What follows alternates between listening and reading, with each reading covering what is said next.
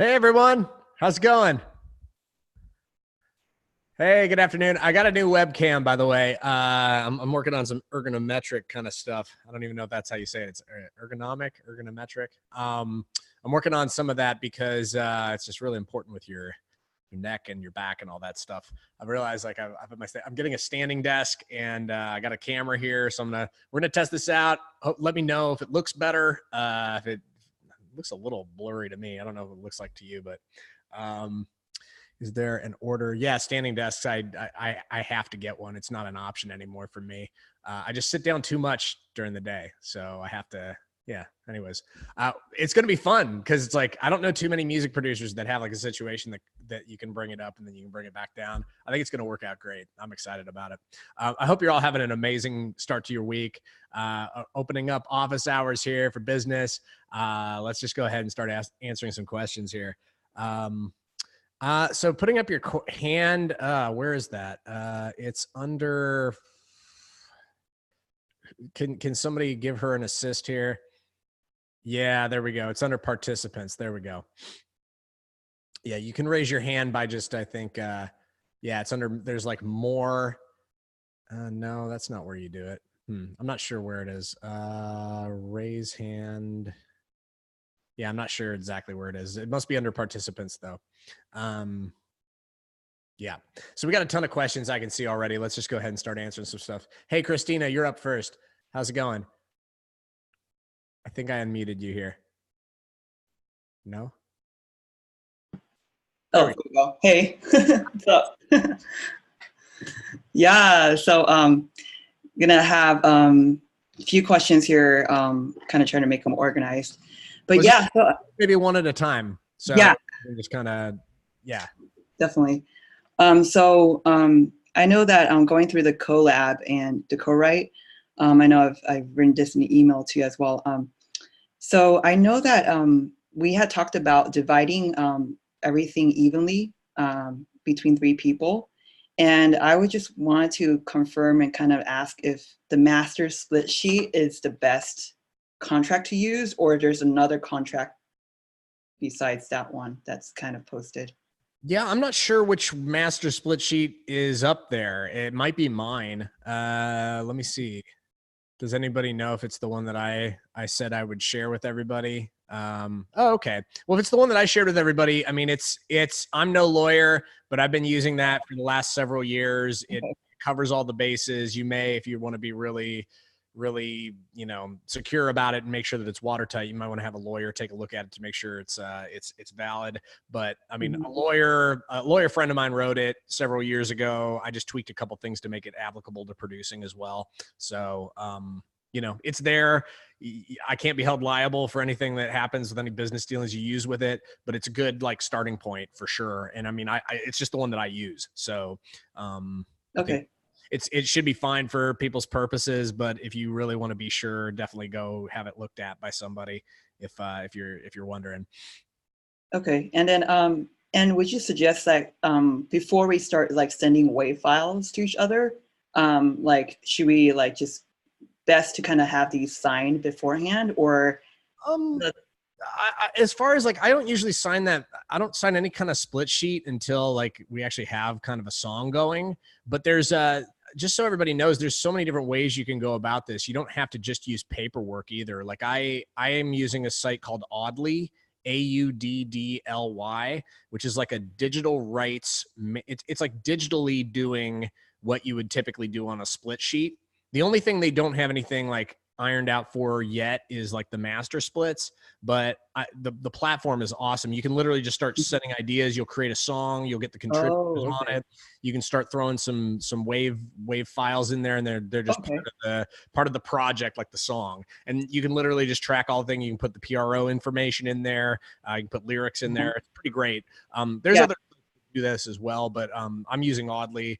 My collaborators love it so far. We're all really digging that a lot. The thing that's cool Okay. about it is it's like a digital timestamp. So it's basically like anytime somebody agrees to something, there's a digital timestamp that they agree to the terms, like the splits and all that stuff. But Hmm. as far as like when the right timing to do something like that is, Hmm. I usually don't have people sign a split sheet when I start writing them with them. Hmm. It's just like I always have just a clarifying conversation up front.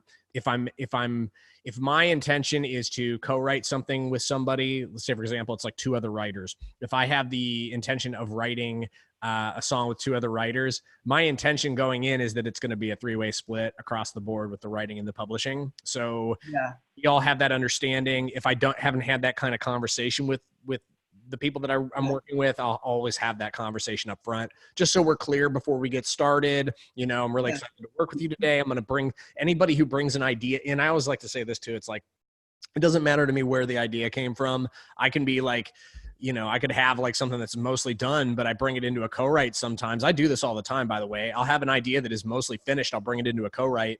And just because like, I think it could use like some work. It could use like, it could Hmm. work of like two other people, for example. And in that case, I'm not even going to think twice about just like splitting it with everybody. That's just the way I do business. Everybody's different. Some people get a Yeah. little precious with that kind of stuff, but I found it works really well for me, just to have that. Cause then it's like, you're not like going down to like single digits on like, well, the lyrics, I did this and this and that. And then it can get kind of messy if, Okay. the more complicated it is, I've found Yeah. easier it can get. So just, I think for me anyways, what seems to work best is like, bring your ideas. We're all going to write on it together. And, if we end up using an idea, it doesn't mean that somebody gets more of the writing typically in my Hmm. experience with things. So Okay. And so is that just like a free online program? yeah, so Oddly is the person, I can't remember what country the person who started it is from, but they're the guy who is like kind of co leading the whole charge is Max Martin, who's like a just Hmm.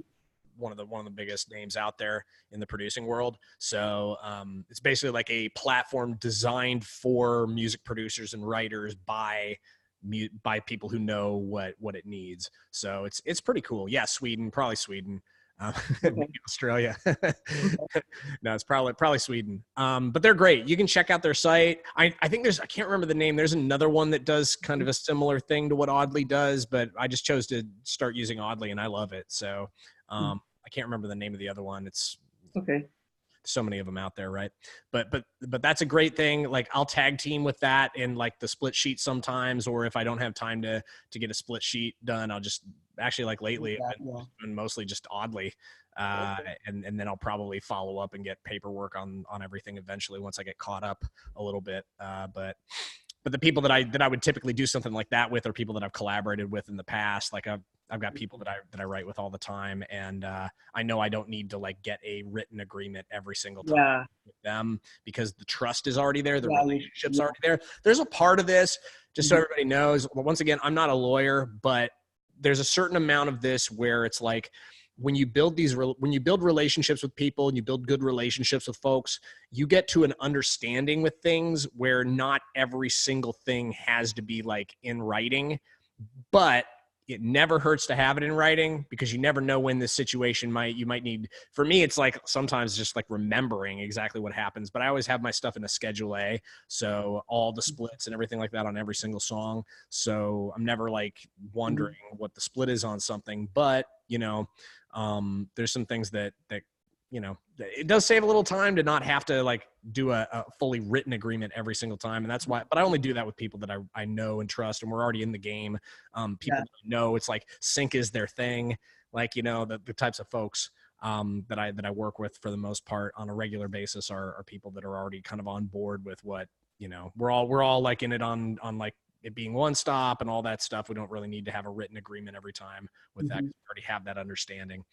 Yeah, and the other thing is, have you heard of also, I know that someone have also mentioned that you can also just like, have it like on an email, like just like if details are kind of shared on email, what we agree on, if it's the email and the time, that could also just work as. Sure. I mean, I think any of those things could be things that if it were to go to trial for whatever reason or things like that, it's just, or just you're having a hard time remembering what the splits were. It's always easy to reference an email. And so I mean, that's, once again, it's like copyright. You don't have to necessarily 100%. You don't have to register with the Library of Congress. You could mail yourself a CD with post date and all that stuff. There's different ways you can kind of legally prove, but there's also varying, once again, not a lawyer, but there's varying levels of like proof but it certainly couldn't hurt to have that because it is, in a way, it's a written agreement. It's just like, as long as they're people that you trust. And once again, I probably wouldn't just rely on email with people that I'm just starting to work with. In those types of situations, I always have like some sort of written agreement, just so that there's no confusion. Okay. And and would you consider also Dropbox to be good too, as well? I don't use I actually don't like Box or Dropbox. Actually out of all the file sharing, all the file sharing things, Dropbox is probably my least favorite. Yeah. Mostly because the way it just really seems to like crack down on like, sharing stuff, and I have to like free up space a lot of the time. It's like, it's a little bit of a pain for me, but that's just like, I use Disco to like share music, and I mostly use like, I have a Google Drive account that's upgraded, like whatever like the lowest upgrade level is. And I find that's sufficient for me to store like most of my documents in. And then, and then I just have hard drives too that I store stuff on. So backups of the backups is what you want. And then I have online backups too. By the way, there's a good segue into like, everybody should have a backup plan with their production stuff. If you don't have a backup with all your stuff, there's actually some really good solutions out there. I use one called Backblaze, which is pretty great. I think it's like $6 a month, and they back up all your hard drives to the cloud. It's pretty dope. Anything else? I think we got so many people who have their hands raised today that I want to make sure that we get enough time to hit up as many of these questions. Okay, sure.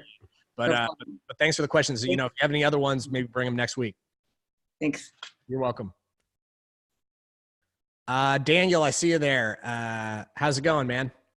Good, dude. How you doing? I'm good. What's up? How can I help you? Also, great question, Christina. I think that's super relevant to what everybody's kind of thinking about at the moment.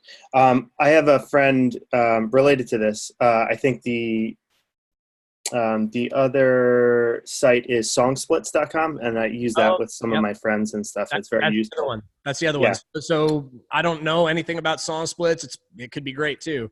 So it's pretty good. Yeah. And I found out about that because somebody had posted it in the 6FS thread somewhere. So that's you to whoever posted that.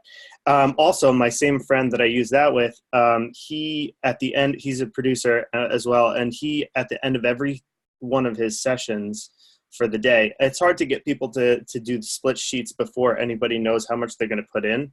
So at the end of the day, he'll, when the day is over and they're done with the song, for the most part, until he mixes it and masters it, he'll just bring out the paperwork. He just kind of has the paperwork ready, and just like right at the end of the session, real quick, while it's fresh in everybody's mind how much they put their efforts in. And it's like very useful, and also it looks very professional. People are just happy to do whatever the splits are that are recommended there. If it goes back and forth with emails, sometimes people can think about it too much, and then they email back like, hey, I want to change 2-3% here. It gets weird.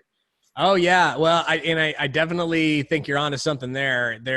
I've had only, fortunately, there's only been a couple of times where I've had this happen where somebody's gotten really like they think about it too much, and then they start to get like really kind of precious about things, and then you kind of lose some of the like the teamwork, and then people start thinking in like single digits of like certain aspects of the song that they get, and then that's where it gets like, I don't tend to like work with those types of people. Not that those types of people aren't talented. And you know, if they want to fight for that kind of stuff, that's cool. I just, people that I tend to work with are people who are just like, you know, if there's 3 people in the room, we're writing together. It's a 3-way split, but you're welcome to like, you know, collaborate however you want. But I think that's great stuff right there. You know, for me, it's like having the clarifying conversation ahead of time, just as what like the overall intention is to do. And then I think it's great to have like, you know, yeah, it's like putting the paperwork in motion at the end of the session totally makes sense. I will especially do this if this is somebody that I haven't worked with before, just so that there's no misunderstandings. Right. Right. Anyway, sorry to go back on that. Let me just get to my question real quick. Yeah. So I work with a lot of different musicians and collaborations, and even more now because of this group, which is fantastic. But one of the things that I was wondering is there are some songs that I'm not like working on. So it's like I have groups of friends that are all musicians as well. And I actually opened an indie record label just to release my own stuff. But now my friends, like I kind of ended up just helping them release stuff for them as well. Okay. So I have like zero songwriter or whatever. I let them keep everything. I just like, these are my close friends. I just like help them release them or just show them how to do it or whatever. And, but also through this program, making lots of friends, I'm realizing that if there is an opportunity for a pitch, like let's say someone were to email me and say, hey, I got this ad. I do have friends in the industry, so I have this ad, like could use something like this. Not only can I send them what I have, I could also reach out to my friends and ask if anybody has something like that. So on songs that I have 0%, things like that, it would be like some kind of licensing agent fee, I guess, right? Yeah, you need to just figure out like some type of split with like whatever comes in, you know, in terms of like the gross that comes in from it. Right. You know, people do this quite often. I don't actually have a pitch agreement for those types of situations. Once again, like the situations that I have where I'm pitching stuff, we just kind of have an understanding. If something comes through, then I'll get a cut of it. It's nothing like that's too formal for me yet, but who knows, maybe that'll change for me at some point in the future. But yeah, it actually probably wouldn't be a very difficult agreement to draft. I've actually seen a few of them. It's basically like a very simple pitch agreement, and you know the percentages can vary. I've seen people do it for everywhere from like 25% to like 50%.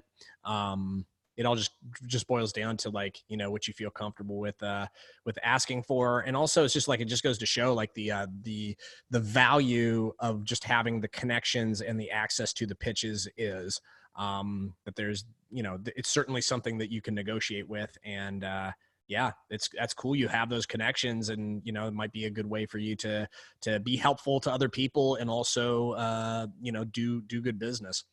Yeah, I was wondering because even I think Tamara Bubble was in this program, and she kind of I did something like that. Like she was kind of, she would hear about a pitch or something that was happening, and she would reach out to her group or whatever, or other people in the group. And I was like, wow, that's a brilliant idea. It also pools everybody's resources. Like, hey, who's good at what? Like maybe I'm not good at hip hop songs, but somebody in the program definitely is. And that's I mean, by the way, anything Tamara spits out is fire. She's amazing. Yeah.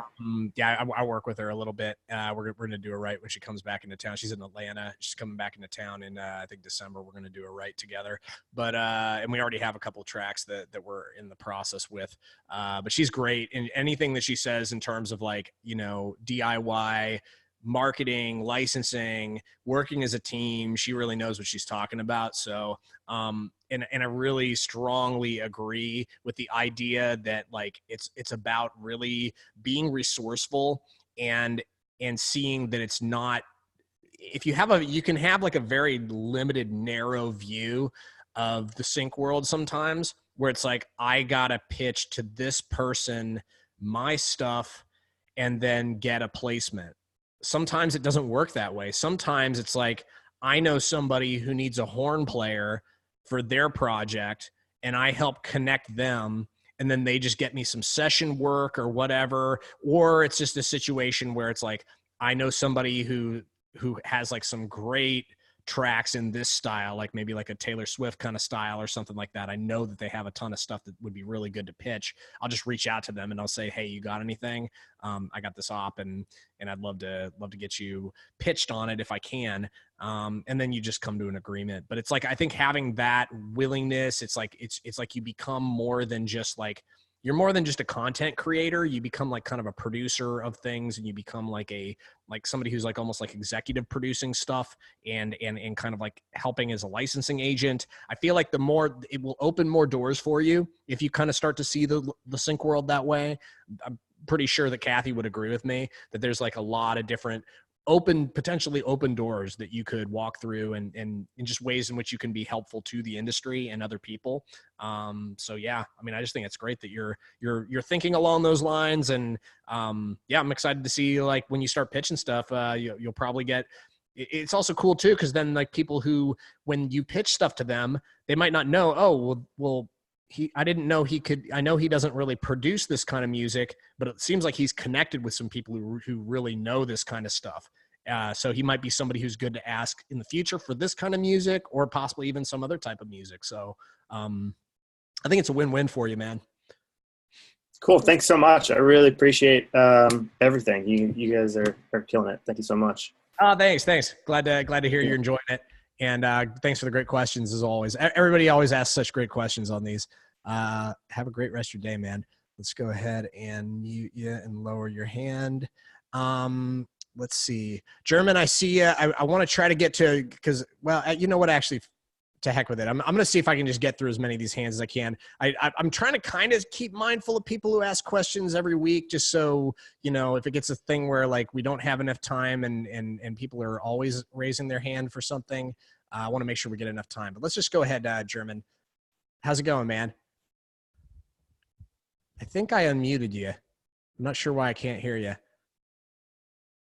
Yeah, it looks like you're unmuted. Hey there. Not better? Yeah, I can hear you. How's it going, man?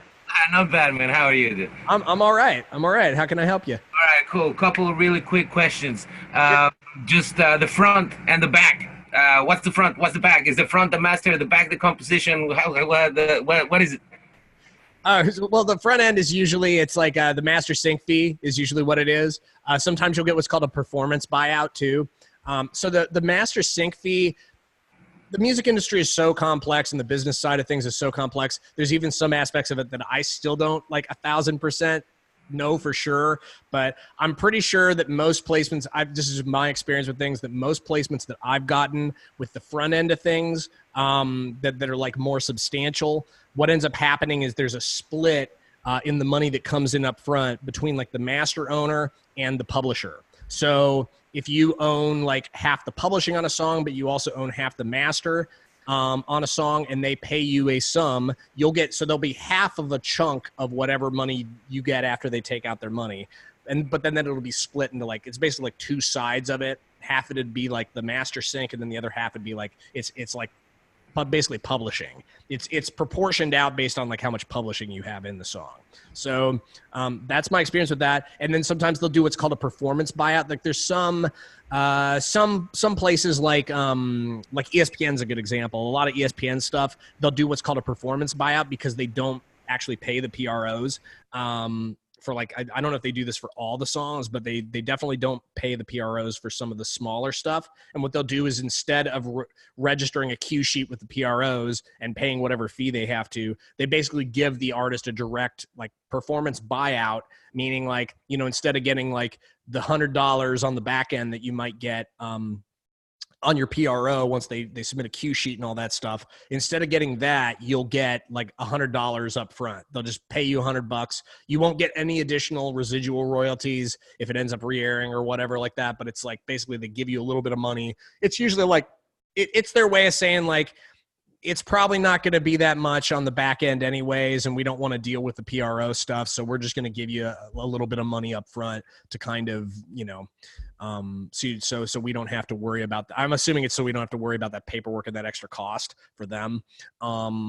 Their companies, sometimes they're looking to cut corners and figure out like what makes it best for them in terms of like their overall work staff and their budgets and all that stuff. So that's that's what a performance buyout is. And then on the back end, what you're going to get, depending on the placement, depending on the situation, you're going to get back end royalties that come in through your PRO. On the back end, it takes a while. Sometimes if a TV show or something like that, they'll submit a cue sheet to the PROs, or you'll have to get the cue sheet and submit it for them. I've had it happen both ways. If you get a placement, you definitely want to get a cue sheet if you can. They might tell you we're submitting the cue sheet directly. You don't need it. But then sometimes you can just get the cue sheet and submit it yourself. Through your PRO's back end and through their member services and stuff like that. So, and then it usually takes the PROs take a little while to find your money. And then once they get their money, get your money, it takes a while for them to find your money, put it to the right account, and then pay you out.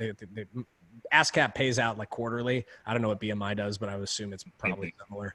So that's like an overview of how it works.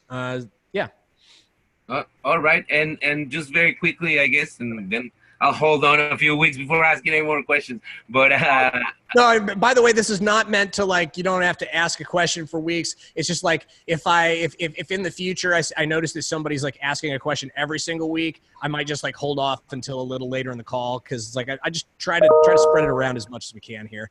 No worries, man. I just recently got into taxi. I started submitting some stuff. I mean, I don't know how much experience you have on all that front. I'm noticing that obviously there's a big percentage of briefs or submissions that are exclusive, right? There's a lot of libraries out there that are exclusive. There are some that are non-exclusive. I'm thinking there's a bigger percentage that I'm finding so far are exclusive things. I just kind of wanted to maybe hear a little bit of your experience. I know you probably, everybody has their own experience, but how have you navigated through exclusivity and non-exclusivity? What was your recommendation on that? My attitude is my attitude, but some people feel differently. Some people, you ask them, they'd be like, you should only be putting your stuff in libraries that's exclusive. For me, I prefer the approach of like spreading the love around.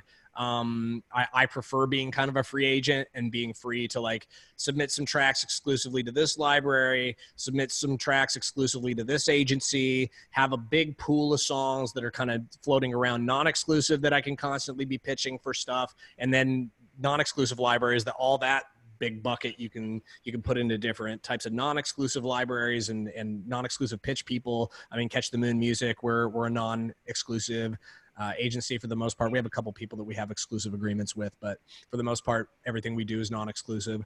So yeah, for me, it seems to work to have it diversified. And then the thing is with that, you may find like there's a specific, as you explore this landscape of the business, you may discover there's one thing that's particularly lucrative for you, and then you can just keep doubling down and reinvesting in that. And that way you're not like really, I think one of the things that was really difficult for me at first was once I did start to build some relationships, I kind of was putting so much hope and energy into like one relationship that it in a way, like none of these, unless you're like talking sometimes like there are situations where you have like a business relationship with a company or a person where it's just like, it's such a good relationship. You don't need any other relationships, to do well. So, one relationship, one business relationship in the sync world could change your career.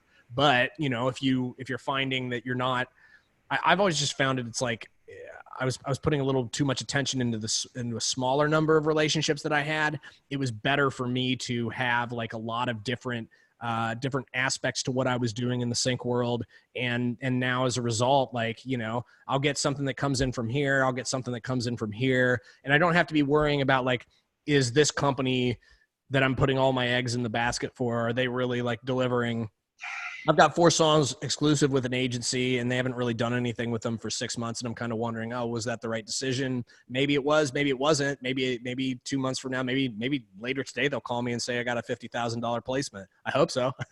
But with these things, it's like you just don't know how they're going to pan out, and I think to a certain extent you have to just like kind of navigate it. For me, it was like, what are the open doors? At first, I had to kind of say yes to. I felt compelled to say yes to like the first couple of decent offers that I got in terms of representing my stuff. And now I'm much more discriminating with that. But then also in the new agreements that I come up with, or that I reach with companies, but then I can also feel a little less like freaked out or precious about any of it, because I have a very diverse portfolio. I think if you think about your long-term assets in as far as your song library as like a stock portfolio, it might help out.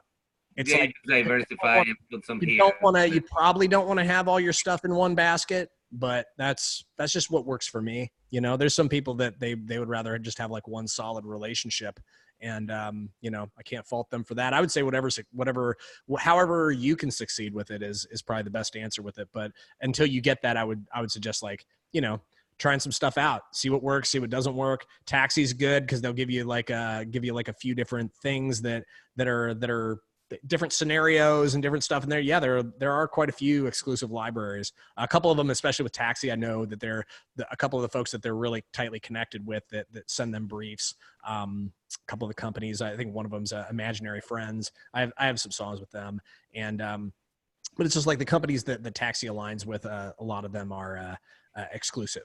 So it would make sense that if they bring your song in, it would be like on an exclusive basis. One of the companies that they do business with, I think, has it's like a exclusive agreement in perpetuity. And it's just like you basically can't ever get your song out of the library. Is that a bad thing? Not necessarily. That could be actually a really good decision for your career, depending on if they get you work. So hope that helps, man. No, that helps a lot, man. Thank you so much. You're welcome. So welcome. Sonic Scott, what's up, man? How's it going? Hey, I'm good. How are you?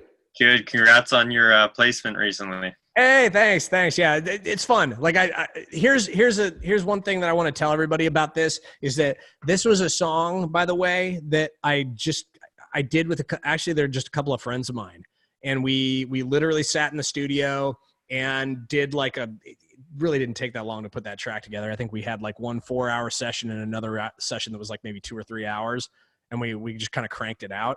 And nice. They didn't even think that the agency that got the placement was even really repping the song, but they sent it to them. So you never know how these things are going to pan out. So part of it's built on relationships. Some of it feels a little fluky sometimes, the way it all kind of comes together. I wish I could say it was like there's a rhythm or a rhyme to it sometimes, but the more work you put out there and the more places and the good relationships you build, it's just like these things just kind of start to fall to you. So, but thanks, man. Thanks. I appreciate that. How can I help you, man? That's awesome. I got one question for you.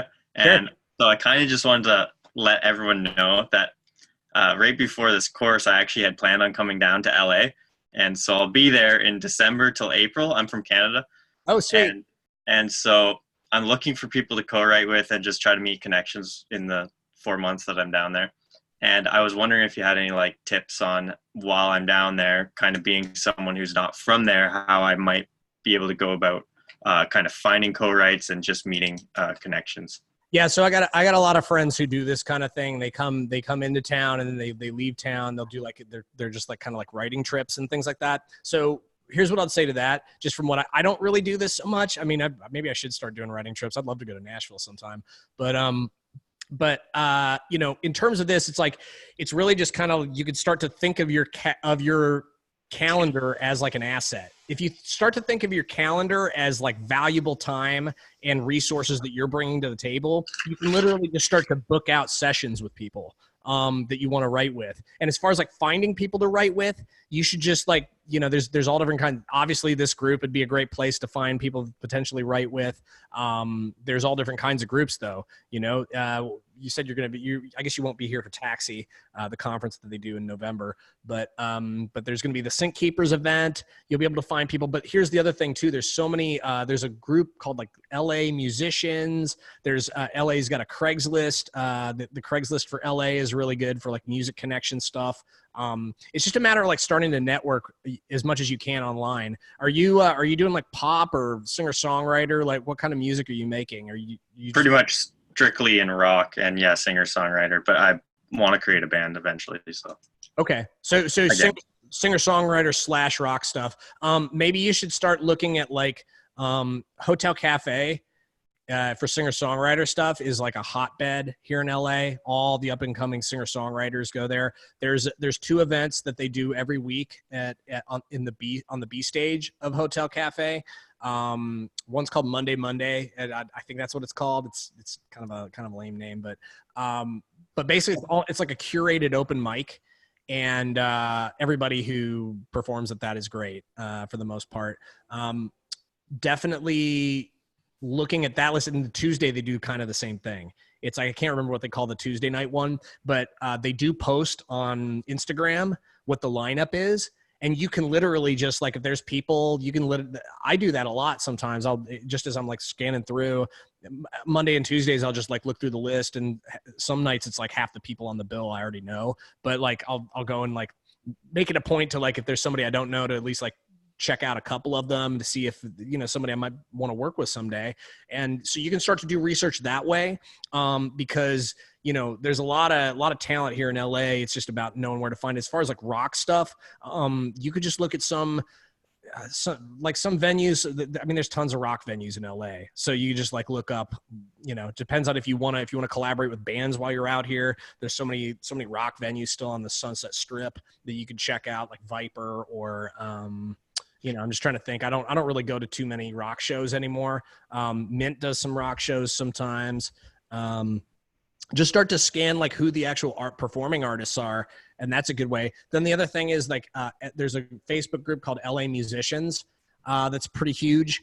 And then there's another one for pop. It's more for pop, but for anybody who's looking to connect with people who are pretty much anywhere in the pop world, there's a great Facebook group called Make Pop Music that I would suggest that anybody who wants to get into like making pop music. But I've also found that to be just a really great resource in general as a producer, as somebody who is looking for vocalists or other types of talent. Sometimes it's great. It's a really good, but that's probably just scratching the surface. There's probably tons of places. So some of this is like, you'll want to do some research ahead of time, but I know that the folks that, like, for example, I'm doing a write on Friday with somebody who he does writing trips to LA. But he lined that up like a couple weeks out. So you could start like maybe a month out. You can kind of say, okay, I'm making a commitment to this day and this day, I'm going to have something booked for like the first like 4 weeks that I stay in LA. You could just kind of get that going and start to build some relationships, start booking some stuff out. And I think that would probably be a good way to start, you know, on getting some writing done when you're here in LA and just starting to connect with people. And then just start going out to some events. Like also that Monday and Tuesday night thing at Hotel Cafe, everybody's super approachable. It's a listening room, but there's usually time between the sets and people will hop out. And the green room situation is even pretty relaxed. And you can also pop over to the main stage in Hotel Cafe, which is really dope. There's so much good music that happens around there. So, and who knows, maybe you'll see me. That's awesome. I'll probably be there all the time. So yeah, if anyone wants to get at me for co-writes, I'm still getting back to a few people, but I highly suggest going and doing that writing trip because I did one in Vancouver and it just brings this whole magical feel to being in a new place and new inspiration. So awesome, man. Yeah, I'm excited for you. Yeah, come pop by the Death Star sometime while you're here. Cool. Will do. Thank you. Great. All right. John, I hopped on this call. Nice response. Hi. How's it going, man? Here I am again. I think I'm just making a terrible habit of this 12:30 thing. And by the way, I see Sam too. Hey, Sam, I'm going to unmute you too. So how's it going, man? Hey, what's up? Hey, Sam. Sam here. No, just take a minute or two here to acknowledge like you two guys who I love and have so much respect for in terms of like what you do in the industry and just how you conduct yourselves business wise and your knowledge and everything like that. It's great to have you on the call. Thanks, brother. Yeah, good to be here. Yeah. Anything you got to say about any of this stuff that I'm talking about? Either one of you? Don't listen to any of it, John. No, it's all good. All good. Yeah, and John, that was a really, really great, that was a lot of information about how to connect with people in LA. And I'm glad you said the last part, because that was the thing I was going to say. If you didn't say it, was just to make sure that you all, anyone that's in LA, it's really cool. And Sam, you can account for this. There's a lot of us that when we were taking the class, the people I'm writing with today are the relationships I developed with in the class.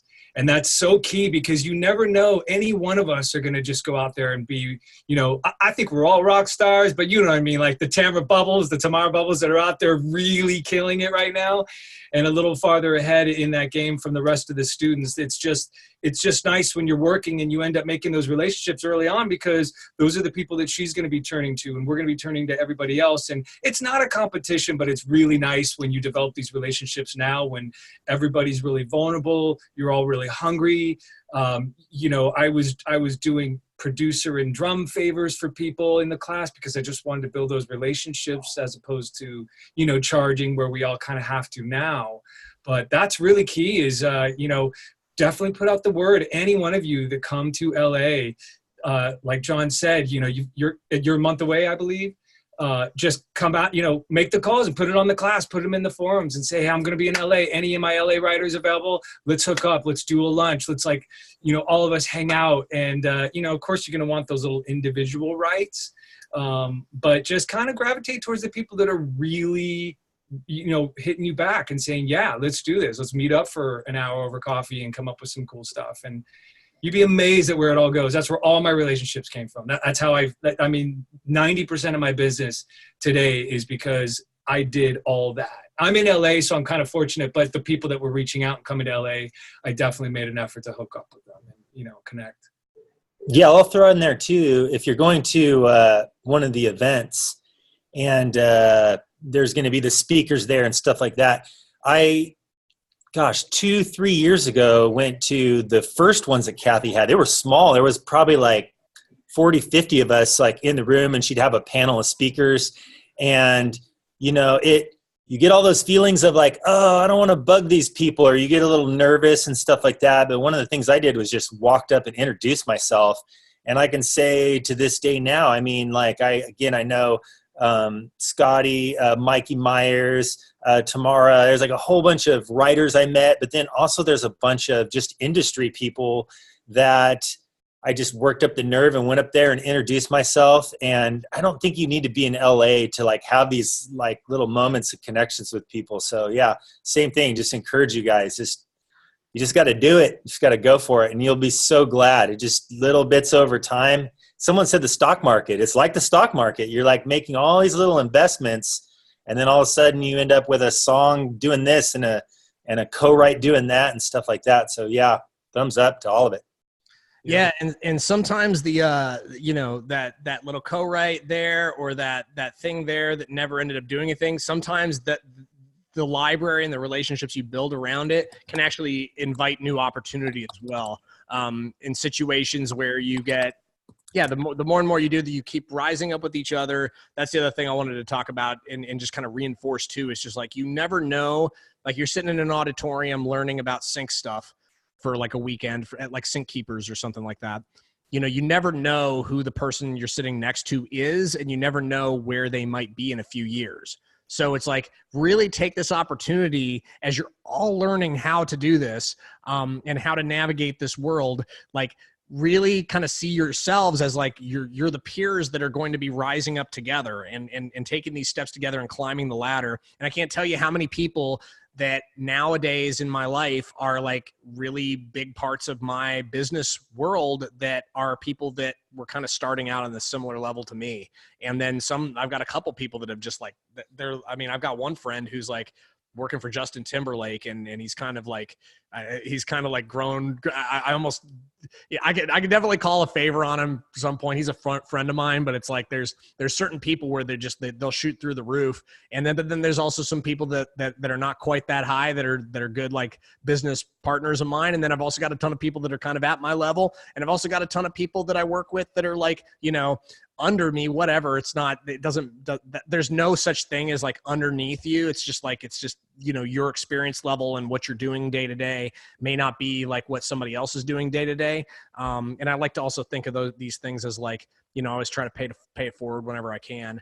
I like to think like teaching this course is in a way like paying it forward for all the great stuff that's happened for me in the sync industry. So, and hopefully y'all are finding this helpful. I just know for a fact too, just having Sam and Scotty on these calls and Cass too. Cass Eager is joining us as like Cass help out. Yeah, Cass is helping us out too. So today.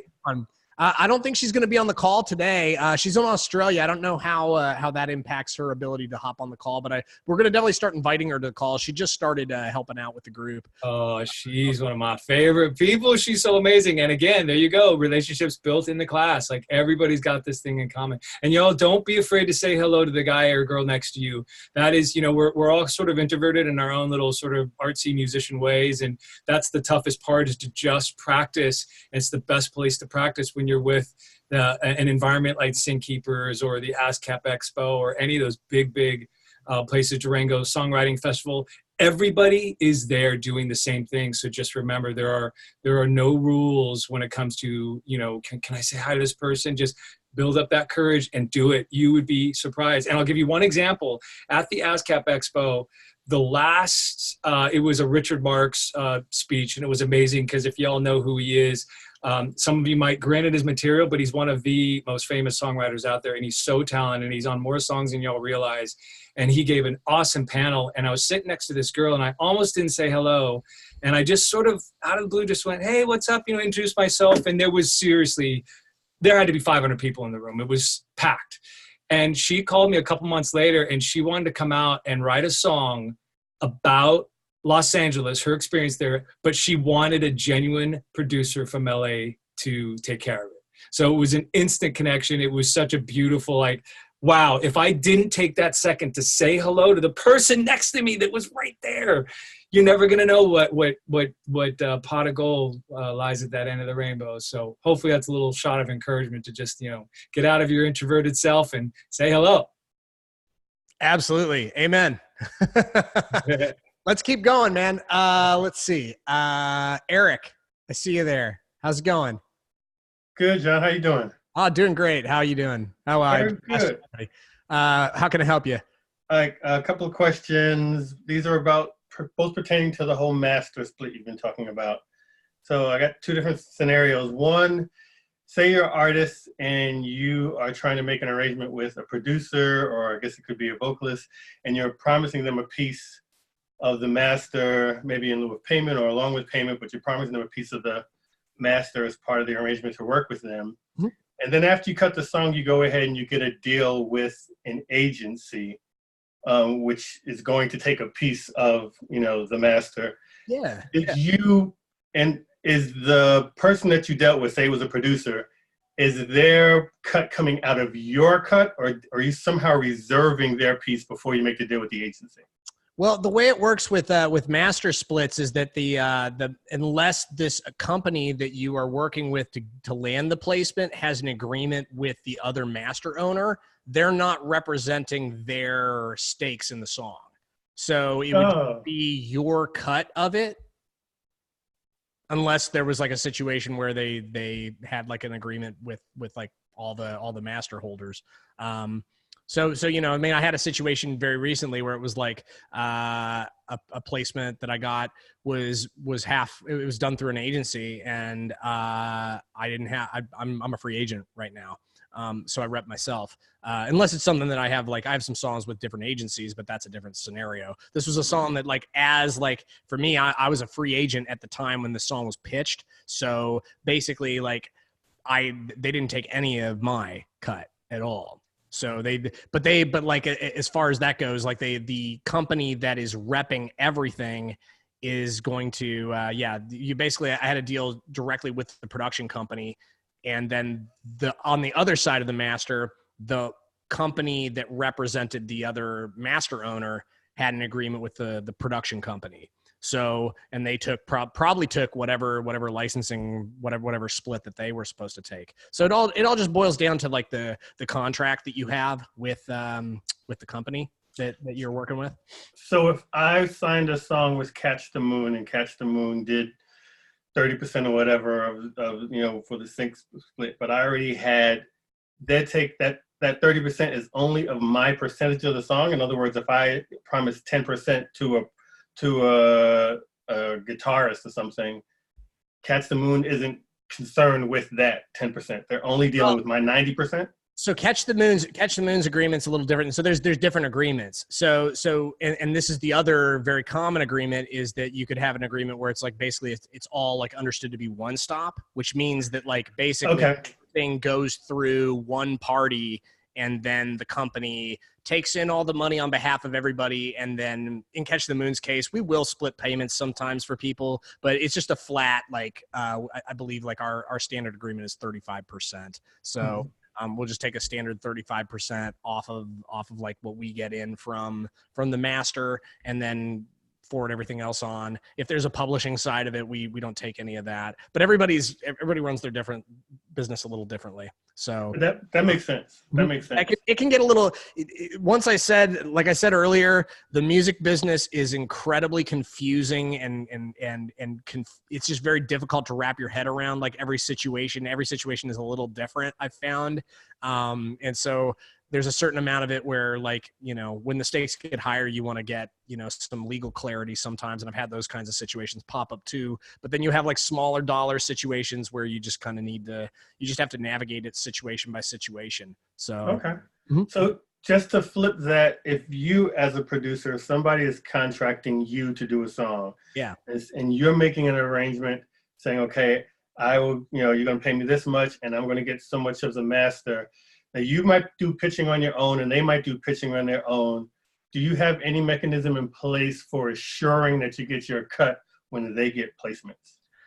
Man, it really just comes down to trust sometimes. It's just, I think that there's a certain amount of it where it's like, there's situations where you could, if you have a one-stop agreement, there's probably, if the song is registered with your PRO, if you get a placement, eventually you're going to find out about it, because it's going to get submitted and then you're going to see the money. And if there was any upfront money that you didn't get, you'll be like, was there any upfront money here? I didn't get any.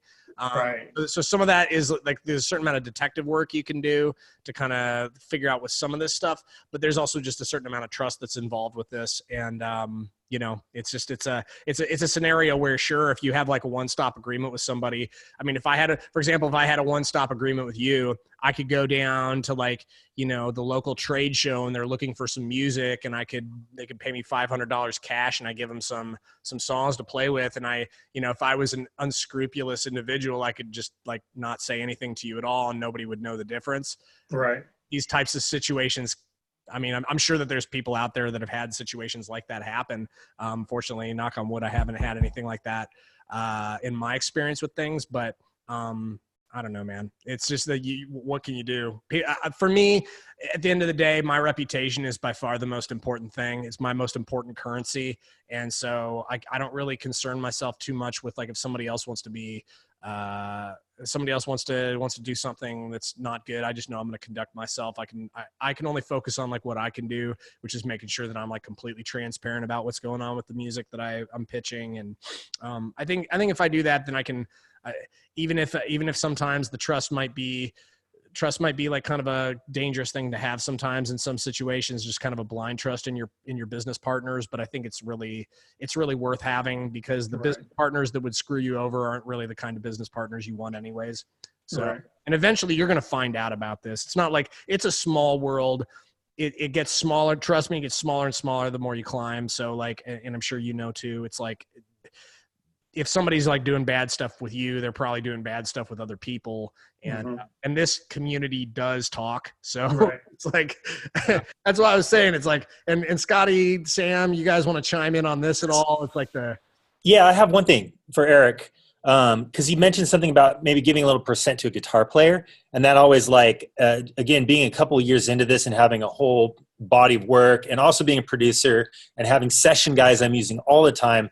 My advice would be try to streamline it and keep it as simple as possible. I know the good-hearted nature of me as a producer wants to involve a lot of people, and sometimes I can work in your favor, because if I do a co-write, let's say I do something with Scotty, we do a song together, I know he's got connections, or with John, and John has connections, and I have connections. So there's like 2 or 3 of us out there pitching a song.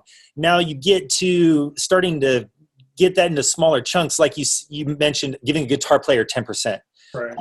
I've come to find that what gets tough is you get too many people involved, and then the hard part of that could be that all of a sudden you want to clear a song quick, and instead of like having like a 50-50 or a third deal, which is very easy for me to go quickly get all the okays and thumbs up on to pitch something, now you got to go find a guitar player and a keyboard player and someone that's got 5% and stuff like that. So I tend to just pay my session guys. Mm-hmm. And as much as I'd love to give them a piece of it, I try to do that least amount to keep it one stop and keep it buttoned up and quick and easy. So that's my little 2 cents.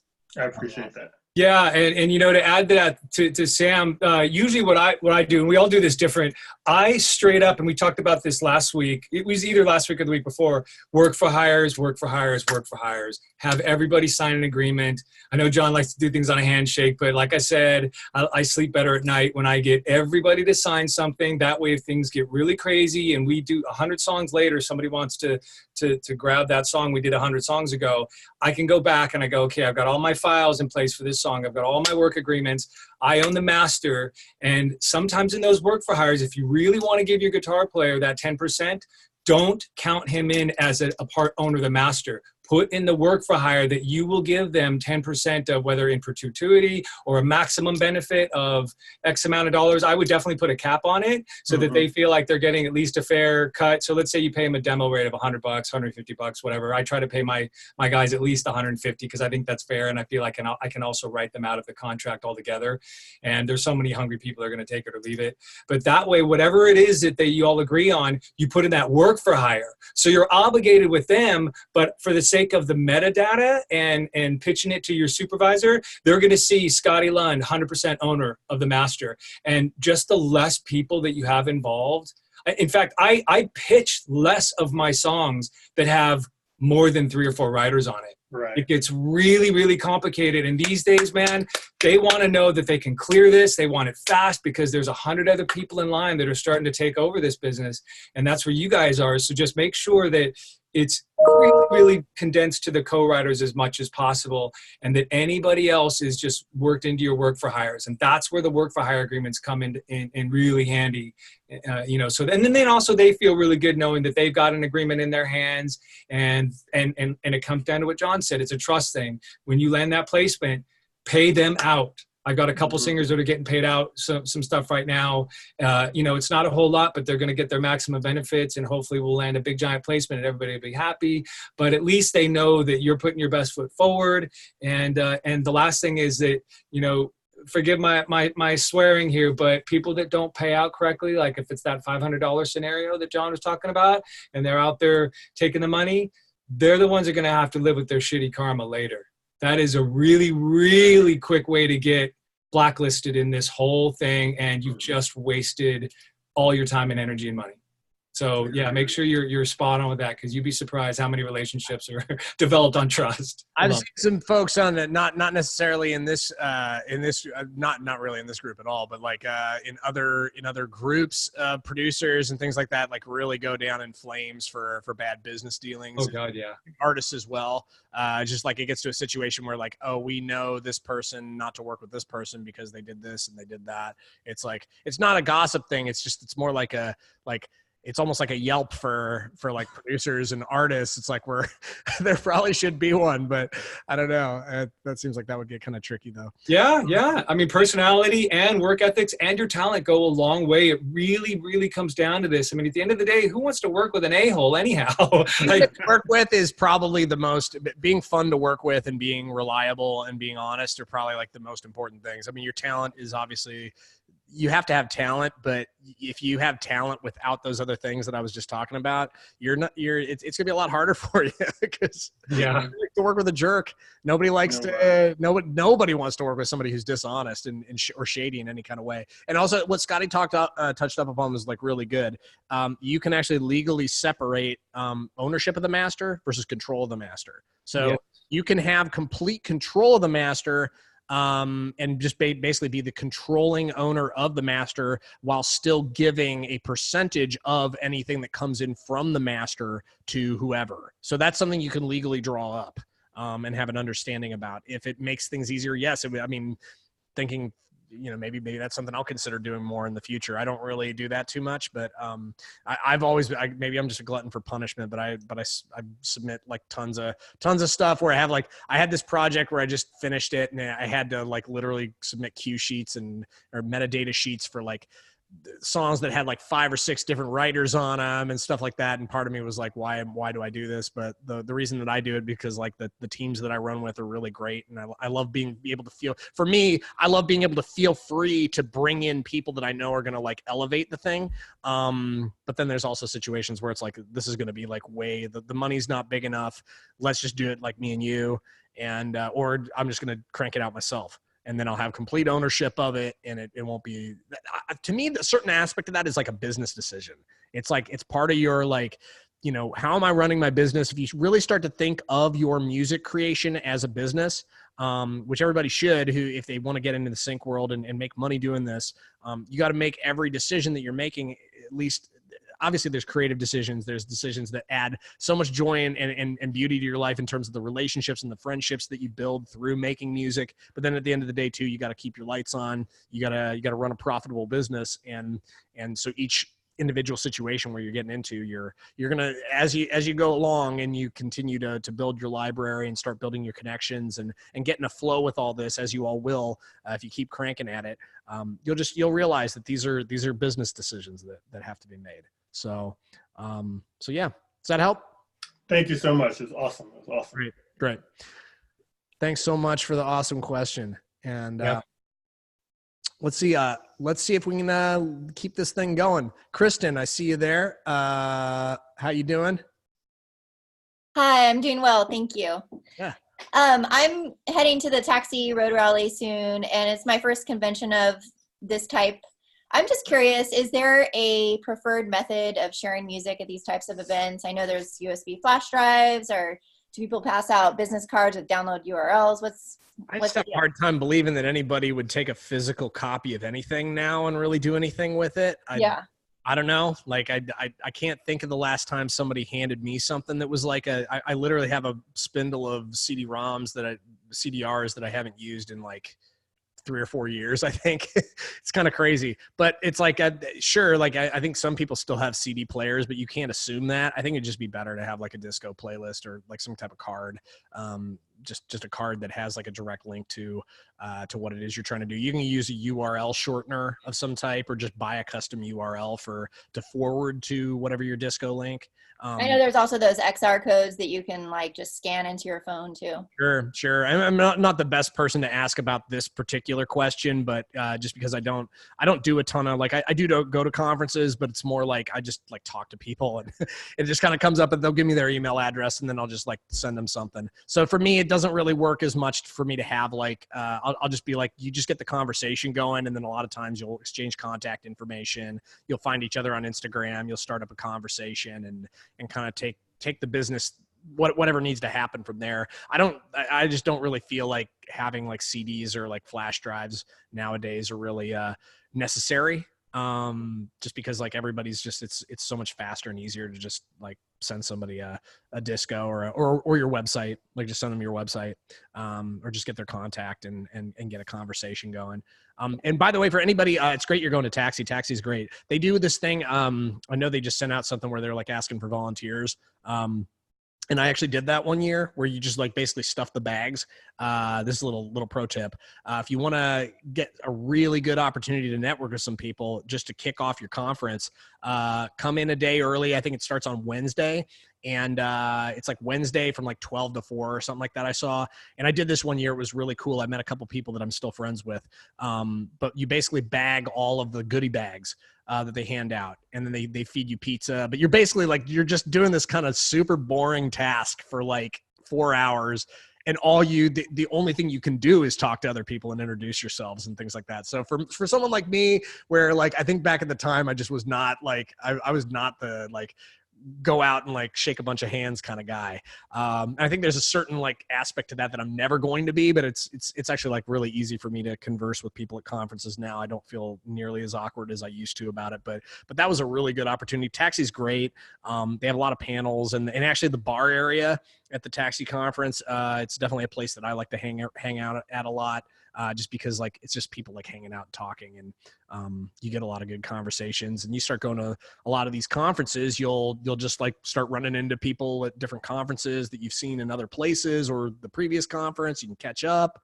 It's great. So yeah, anybody's going to Taxi, I'll be there, and I'll probably be at the bar a lot of the time. And hopefully we can all connect when I'm out there. Thank you. Hey, what days is the Taxi rally this year? Let's find out. So here's another thing that everybody should know about the Taxi Road Rally. You don't necessarily need to be a Taxi member in order to attend. Let's see, the Road Rally is the 7th, it looks like. 7th through the 10th. So, they chat. Of course, y'all beat me to it. But the thing is, like, you can get a +1. Every single Taxi member gets a +1 to the conference. So, just reach out to, like, if you're having a hard time finding a +1, just start like hitting up some groups, that you're already a part of on Facebook, or if you're not, maybe ask around, this comes down to that thing that Sonic Scott was saying, or that I was telling everybody based on his question. It's a great way to connect with somebody in LA, even if you're not in LA. Giving somebody a free ticket to come out, like, hey, it's my friend from Chicago, you want to fly out and let's just meet up in LA, and maybe that'd be a way that you can connect, and you wouldn't have had that anyhow. What a great opportunity to connect. Who knows? Maybe German doesn't have a +1 yet. So yeah. So it's like it's really good. Come check out the Road Rally if you can. I think like any of these conferences are going to be pretty interesting. Like, I think any opportunity you get to like converse in person with people. There are some really good people in the industry. I have a couple of really close friends that I work with regularly who go to Taxi, and they're kind of like, in with Taxi in a way. They've been around for a long time. So yeah, do it. Is that helpful, Kristen?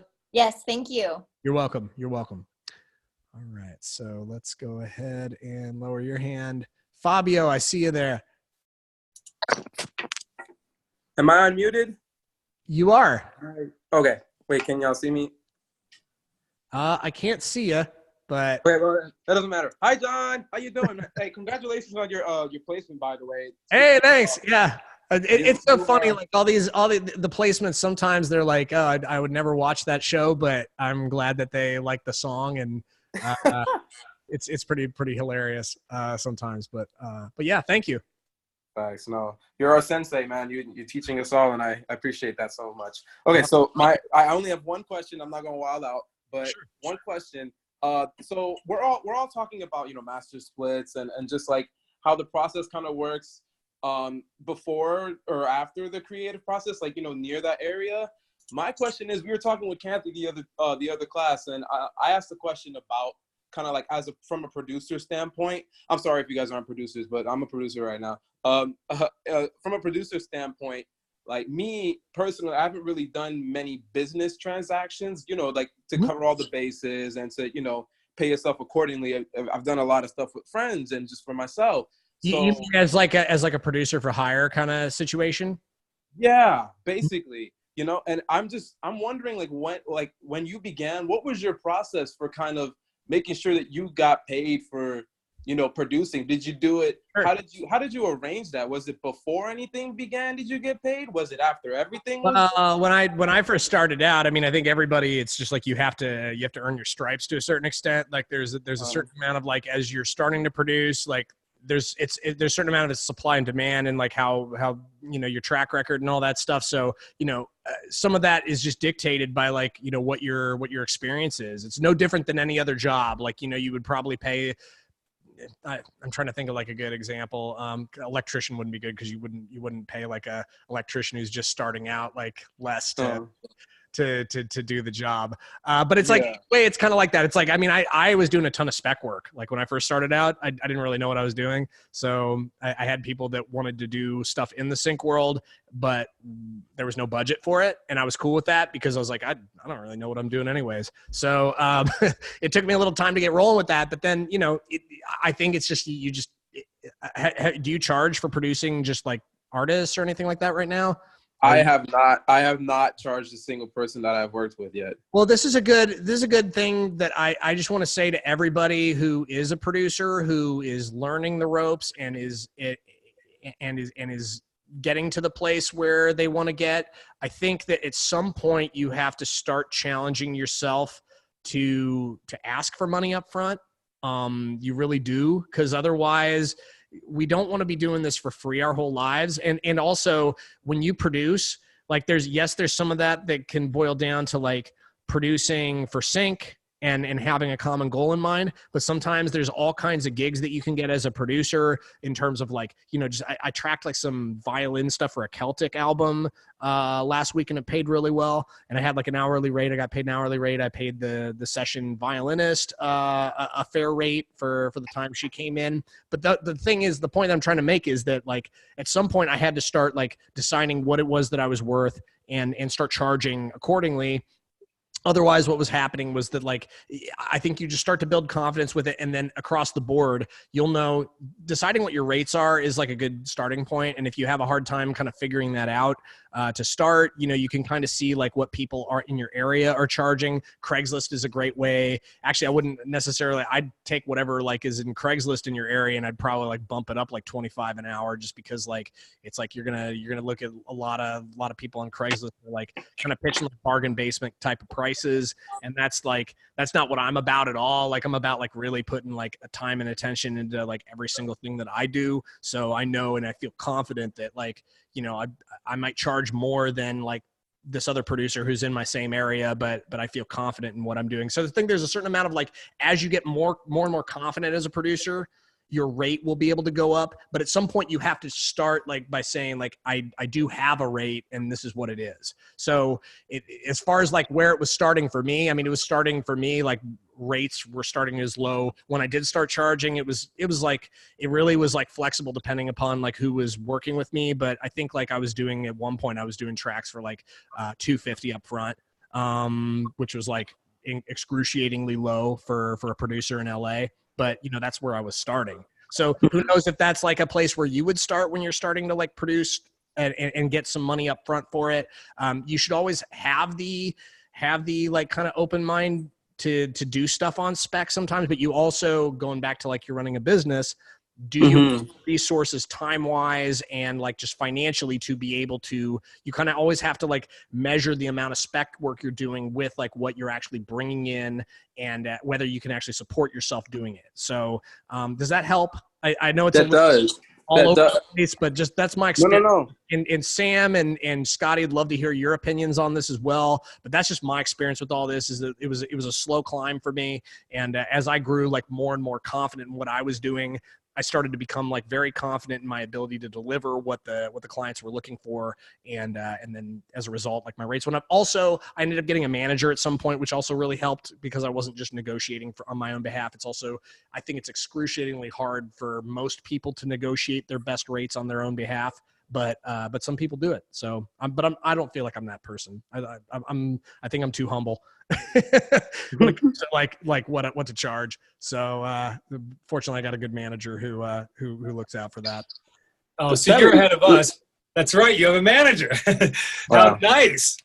Yeah. Then you can John's in a great position because then he can sort of step away from the financial part of it and know that his manager is going to really look after his best interests. And plus, the farther along that we all, John especially, get in their career, the more syncs and the more you start really building your name in this business, you'll be able to charge fair. And as long as you're in it and you want to produce people and you can charge some fair stuff, fair rates, then yeah, you're in good shape. And definitely, I like his encouragement. At some point, you really have to ask yourself what's your worth.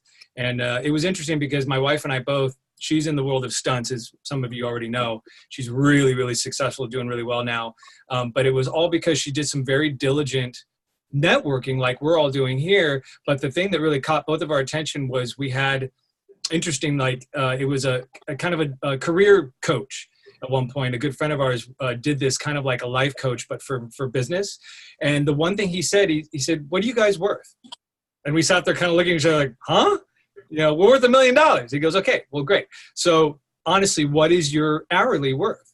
And I said, well, in a perfect world, especially in this world today and having a family and all that we want to do, we're both each $100 an hour each. He said, good. So use that as your platform. So you decide what you're worth. I mean, it doesn't mean that we're not worth $1 million, but fairly and realistically, what is your worth? And then decide how much work are you willing to put into a song for less than what you're worth. And come up with a design that works for you. And one of the best things that has worked for me since, that artist I mentioned earlier that came out from Minneapolis who wanted to work with an LA producer, she actually went for my full rate because she was insistent on retaining full 100% of the master. And in order to do that, for me to put in the work and not take anything on the back end, I mix, I produce, I record, I do everything, and I'll even master it. I'll farm it out to people that master it really well, but that was a complete package. If somebody's willing to work with me and split the master, then I'll cut my rate in half. But as long as you know that that person is really going to fight for you, again, like what John was saying earlier, when we all work together, we know we've got our connections in place. So each one of us are going to really work hard. So it's a little different if you're going to cut your rate and have to give somebody a break. But does that person that you're giving a break to, where are they in their career? Do they have the contacts? Are they willing to work hard for you? So it's a matter of really just going there in your psyche. What are you worth? And then making sure you're working with people that are going to work for you so that you can design those rates, because they do have to be flexible and sliding scale. But hopefully that helps. I can go on and on about this because this is a massive subject when you're talking about producer stuff and rates and how we work and how to make it work for everybody, especially where you guys are all at now. So. That does help. From both of you. Thank you. Appreciate. So is it usually okay? I guess it could be whatever, like by hour, by project. It just varies on what the artist's needs are and kind of what you agree on. Just be careful with the hourly stuff or with the project by project basis, because you don't want to get in a situation when you do by project basis. I do it all the time. Like people hire me to do a song, but when I take on that project, I know kind of the scope of the project. So it's really important, once again, just having clarifying conversations. When I've entered into negotiations with an artist or a potential collaborator, I always make sure to have a complete understanding of like what the scope of the project is, so that if it goes outside the scope, I feel comfortable reapproaching and renegotiating, as it's happened a couple of times, where you just need a little bit extra resources to be able to, like Scotty was saying, it's like honor the dollar amount that you're bringing to the table.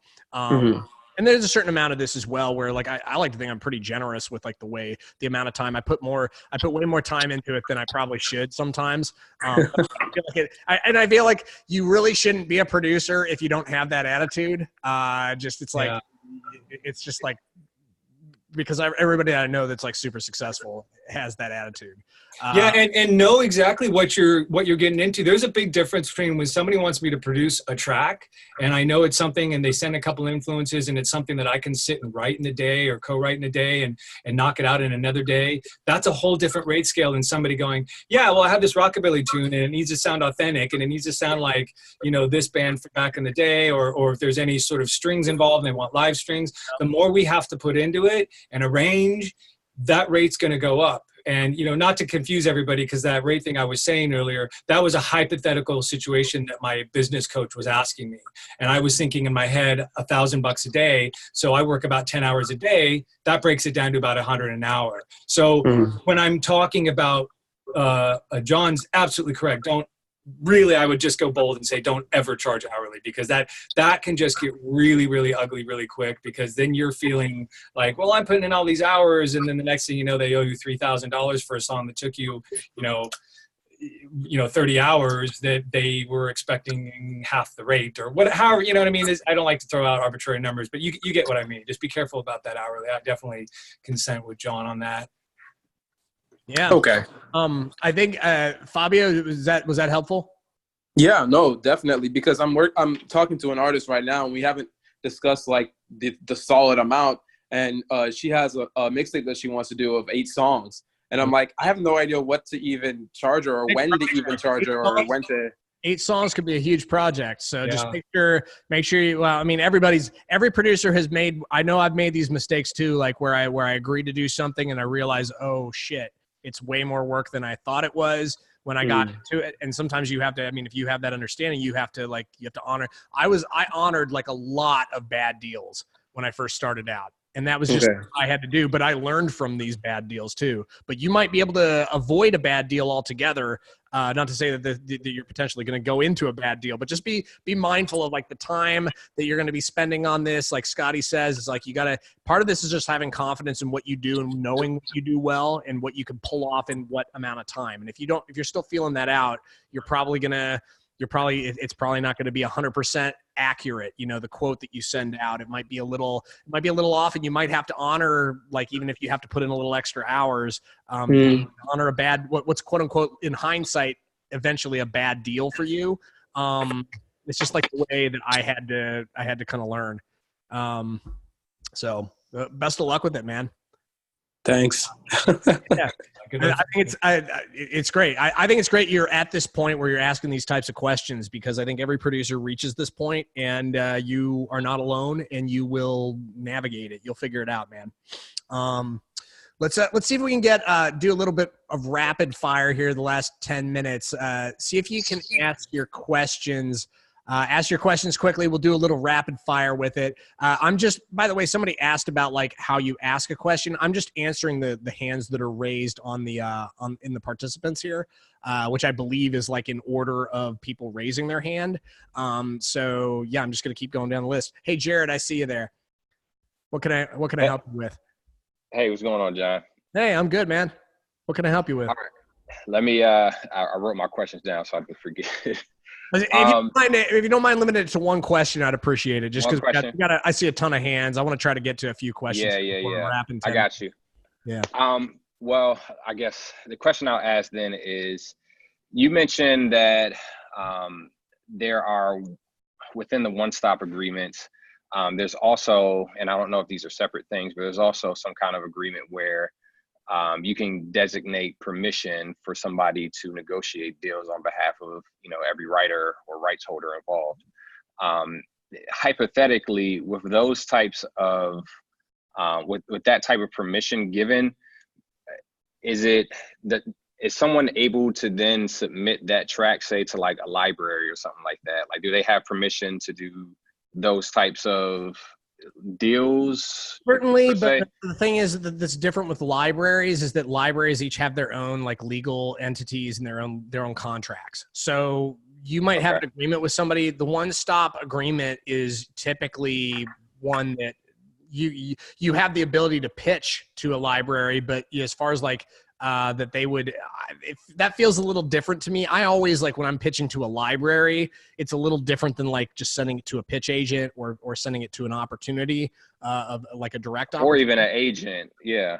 Yeah. Well, that's going to be different. Like one stop there, it's like if you have a pitch agent or something like that, you have one stop clearance to pitch it wherever you want. But as far as like entering it into a library, everybody who, in my experience with libraries, everybody who is a part master owner or a part of the writing and the publishing sometimes as well have to sign like individual agreements with the library. Right. So in that way it's one stop.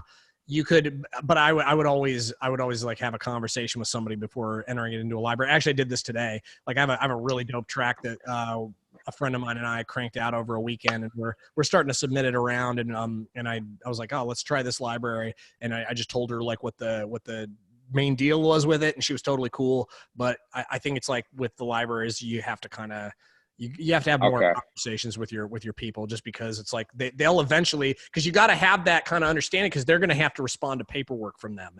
And if like right, yeah. So it comes back to when you're dealing with library stuff, you really want to get all the people on your team. You want people who are going to be like proactive and able to like, when you have an opportunity to submit to a library or something like that, they'll fill out the contract, they'll sign it, they'll do it in kind of a timely manner. But you'll figure this out as you go along, man. Okay, I appreciate it. And the split sheet that you sent, that's not the same type of agreement, correct? Well, the split sheet, master that is a one-stop agreement. Well, actually, the split sheet is different. I don't think there's any one-stop language in mine, but there. Yeah, I don't think I saw anyway. That's why I think there is, but it would be very easy to add it. And I've actually thought about like I have another agreement that a friend of mine uses that I've thought of just like copying and pasting some language in. And see, I'm not as like super concerned about it as some people. Like Scotty, he probably has had a lawyer take a look at his and all that stuff. I'm not as concerned about it, but I do have these agreements and I do use them. I'm just not as like, I just have the understanding with people that I work with. We have an understanding that it's one stop. So I got you. So yeah. I mean, Cool. I would just like work some language in there if you need to, and then have a lawyer look at it. All right, let's keep going. Appreciate it, man. We got, hey Lois, I see you there. Let's unmute you. How's it going? Did it work? Trying to unmute you, Lois. There we go. I've done it. I think it's done. Is that right? I can hear you loud and clear. Okay, good.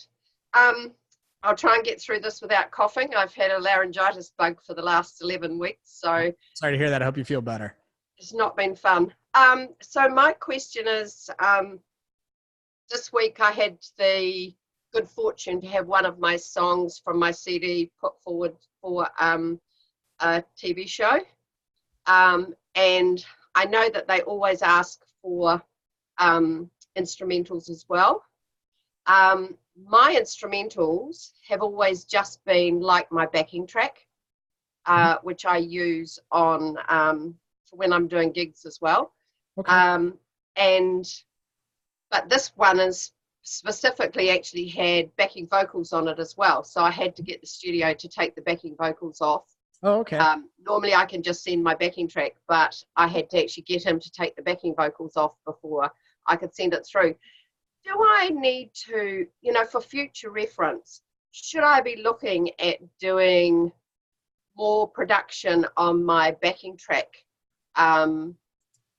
or have a separate one, or is just the instrumental from the vocal song okay? This is a great question, and I think it really just boils down to what your resources are and what it might make the most sense for you in terms of like places you could pitch the song. You might, if you had like a, some type of lead instrument perform your vocal top line over your instrumental, that might be an interesting variation of the track that you have that you could pitch to stuff if they're looking for something that, because those types of tracks do exist. It's like kind of like in a way, it's like almost like a lot of the, I don't think this is the only type of music does this, but like elevator music type music, like, it's basically like popular music with the top line, just an instrumental thing instead of a vocal. So yeah, absolutely. These types of things, but I think it all just boils down to like what your resources are and whether you want to invest the time and energy into it. I love that one. And then, and also, by the way, what you had that track. I love that one too. I'm not sure who that is, but if you don't, they don't all look the same. Mute everybody. There we go. So sorry, I got a little distracted there. But the kind of track you have there is called it's called a TV track or a performance track. Just for future reference, and it's one of the like main 4 mixes that I typically do. I'll do like a acapella TV mix, which is like basically like the instrumental with the background vocals, and then just a straight up instrumental and just the regular version of the track. So it's good to have all those, but it just depends on like if this track is something like if you have somebody you're pitching to regularly and they like to use that type of music that has like a lead that's doing the same thing that the vocal would do, then sure, it could make sense if you have the resources to do it, or it might be better for you to invest your resources in other things. I think it all boils down to like it's a business decision to a certain extent when it gets to this point, because like some of the creativity has already been done. This is just like, do we want to also have this on top of it? Does that help? I do most of my backing tracks on Band in a Box. Okay. which have real instruments on it. So I get a pretty good sound, and yeah. But I will be maybe looking more into what my production is like in future. Cool. Thank you. You're welcome. Of course. Let's see if we can at least get through a couple more. I know it's like it's really close, but really close to the time. We gotta call this a session. But I'll lower your hand and hang on a sec. I think Anthony. Let's see if we can get to you here, Anthony. What's up, you guys?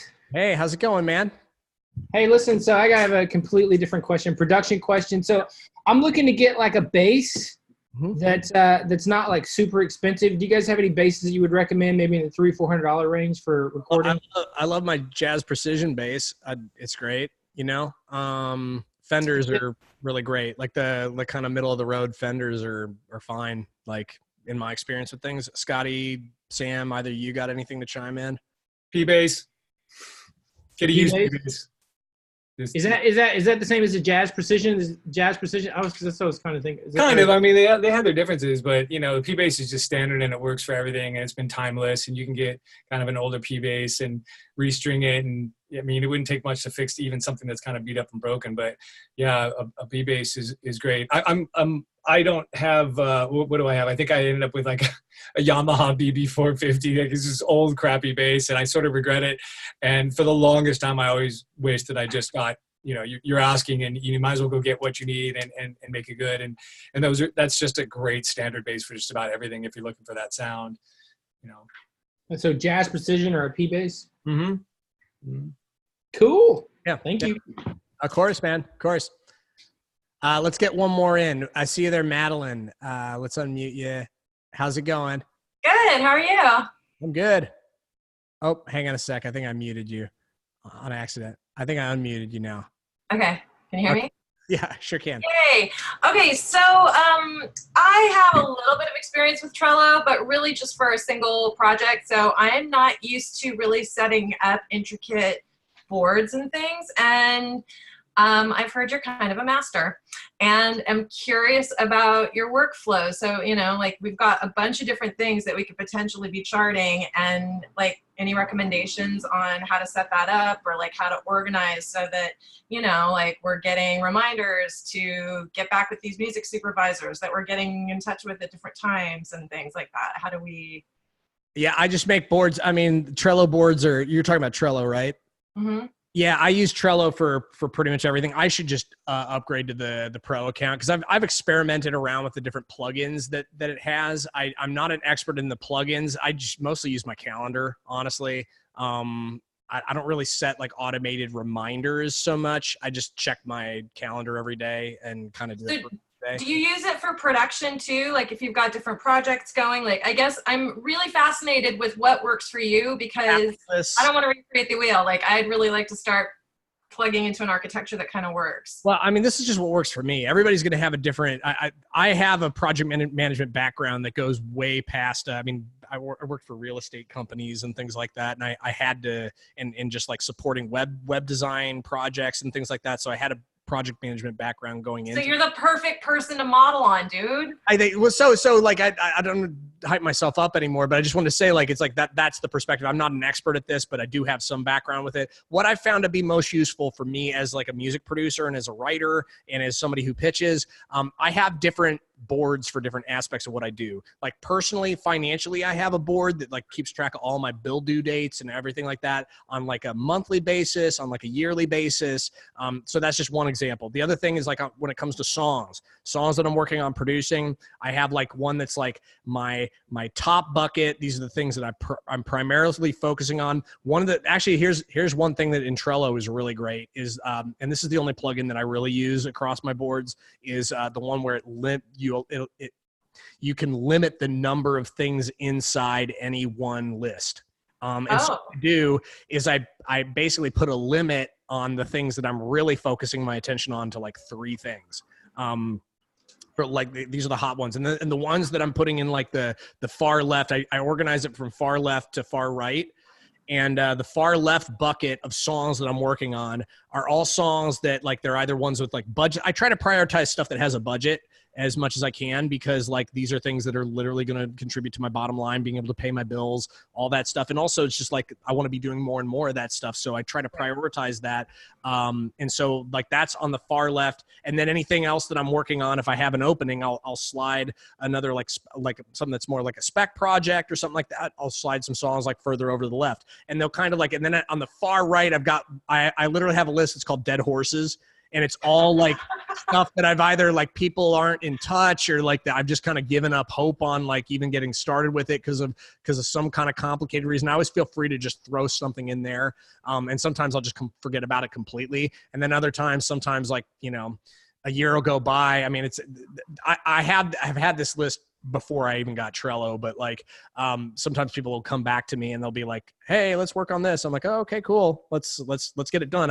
I was ready to get this done like a year ago, but let's just do this. So it's like sometimes those kinds of situations can come up. I have those, but I just prioritize. And I also have like a bucket of songs. Like I've got like 6 lists, I think, of like different levels of like songs that I'm working on. And then Can I make a request? Yeah. Okay, so we're like really close to the end of time, but like this I think could be like a standalone session. Like if you wouldn't mind sharing your screen and having like a little demo of like, okay, I've got a couple songs I'm going to work on, and then I do this and like just kind of populate it in front of us. Like that would for me be really helpful. I don't know if anybody else would appreciate that, but like I think it would be hard for me to share my own list just because I got a bunch of stuff with like artists that I'm working with and different song ideas and things like that I'm working with. But I definitely love the idea of like sharing my experience with this. I actually want to write a book about project management for musicians. So I think doing some type of thing on this would be helpful for the group for sure. Let's just see, like I can talk about it with the team and see what we might be able to put together for that. Okay, well, if you would like a little guinea pig to download a little bit too, that might be able to disseminate it to the masses, I would be happy to volunteer because I super want to figure this out. Okay, cool. Well, that's a little ninja trick, is the whole like limiting the list and then just prioritize from like left to right for me is usually what's best. If you kind of like start to see, because what you really want to be doing like on a day-to-day basis is prioritizing the things that are the most important. Because I think we can really like as creatives, you're like, oh, there's a fly over there. You know, you're just like constantly distracted. And especially when you're somebody like me, I always have like 30 different like things that I'm trying to cook at the same time. And it's great. But if you don't get any of it done, like over the time, like I found that I can hit a sweet spot with this, with being able to put some ideas to the side and really prioritize the things that are the most important, and it helps me get stuff done. So yeah, I mean, that's like probably the biggest tip for me is like prioritizing from like left to right with your lists. If you have, and having like all your lists about like something that's like related, I think. So for me is like, I have that board that's like, it's kind of like my, and I see this in a lot of producers' studios where they have like kind of their hot list of like stuff that they're working on at the moment. But mine's like much more in depth. I think one of the lists I have like something like 50 or 60 songs in it. They're just songs that eventually I want to get done because they're cool. But here's my demonstration. There's the hot board. oh yeah. Oh, so then getting back to like the other board that I have is here's another one. The other board I have is like, it's just kind of like what my to-dos are.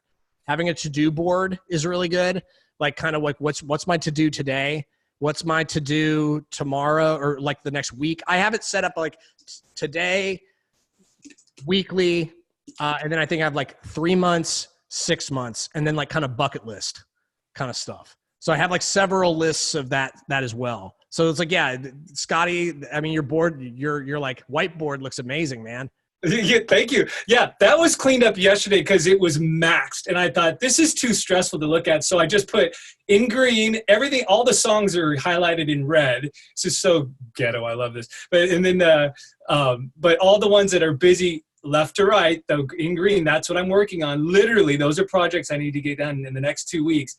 The right side is that dead horse list, man. It's black as day. You know, we all kind of do it in different ways, but those songs, man, they are not going anywhere unless I actually, get done with the left side. And then the right side, if I got a second, which is rare, I'm going to attack one of the songs at a time. So maybe by the end of the year or within 6 months, I can get the right side done. But that's just like, I love Trello though, the idea of Trello. I've just never joined it, but you know, the more we limit ourselves, the less stressy it becomes. Our jobs are a little different because we have co-writes, but also that amount of hours. I was really impressed with an interview that Tamara, our friend, had the other day, and she said, yeah, I write 76 to 100 songs a year. Well, when you're producing tracks, that number is 25% of that. I'm lucky if I get 25 to even 30 songs a year because we put in all the work, you know, and then, you know, so that those lists are really tough and challenging. So whatever works for you, you could just write it down. You could start right now, get a whiteboard and write it down and just make that system work left and right, or just get something like John said, like Trello, and just make it happen. You'd be amazed at your workflow, how quickly it gets like, oh, okay, I got priorities now. I know exactly what I'm doing today. I know exactly what I'm doing next week. I know exactly what I'm not doing in the next 2 weeks. Awesome. Thank you. I honestly, this is like we went way over time, but I'm happy to do it. We unfortunately, it's like I do have to prep for this this listening call we're gonna have in about 20 minutes. But I just want to say real quick too, just the parting words with like the whole project management side of this. You also have to, like, I think this is really important. Probably another one of the most important things about project management is that your lists are never going to be empty. Right. You're never going to be done. It's just, there's a certain amount of emotional and like kind of, you have to learn to like be okay with things not being done and everything kind of being in a constant state of like being complete or not. Oh yeah, I'm ambitious. It's never gonna end. For me, I had to really like, there's a certain part where I was like, if I don't finish it, I'm a failure. But it's not true. But then it's just like you have to learn to recategorize stuff. You have to learn to, it's just like about shifting and moving, and your priorities change. And so, you know, good luck to everybody with like implementing your new. I want to see that would actually be a really cool thing to see how everybody's getting organized as you're continuing to go down this. And yeah, but this has been really cool as always. Thanks again, Sam and Scotty, for joining on. Yeah, this is always great, man. It's always inspiring to see everybody, and just love sharing. Love it. Yeah. Yeah. Well, until next time, I'll see you in about 20 minutes, and yeah, have yourselves a great rest of your week if I don't see you in 20 minutes.